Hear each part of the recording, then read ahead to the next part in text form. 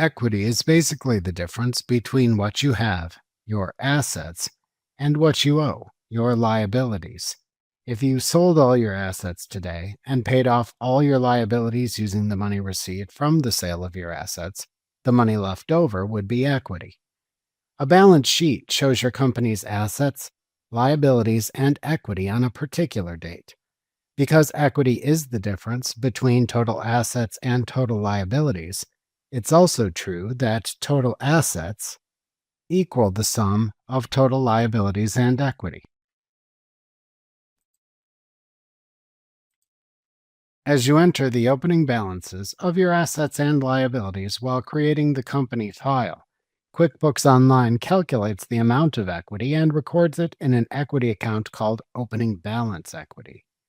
In addition to the opening balance equity account, QuickBooks Online sets up another type of equity account for you called Retained Earnings. This account tracks your company's net income from previous fiscal years. QuickBooks Online automatically transfers your profit or loss to retained earnings at the end of each fiscal year. If your company is a sole proprietorship, you don't have to add any more equity accounts to your chart of accounts. All the equity belongs to the company's sole owner. If your business is a partnership, you'll probably want to set up separate equity accounts for each partner.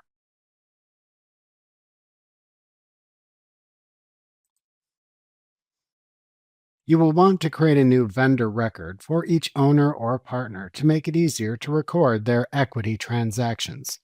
You may also want to create a user for each owner or partner. However, depending on the number of users available in QuickBooks Online, this may not be a viable option. Remember to click the subscribe button to see more of our videos. See our full suite of courses, instruction manuals, and quick reference guides at www.teachucomp.com.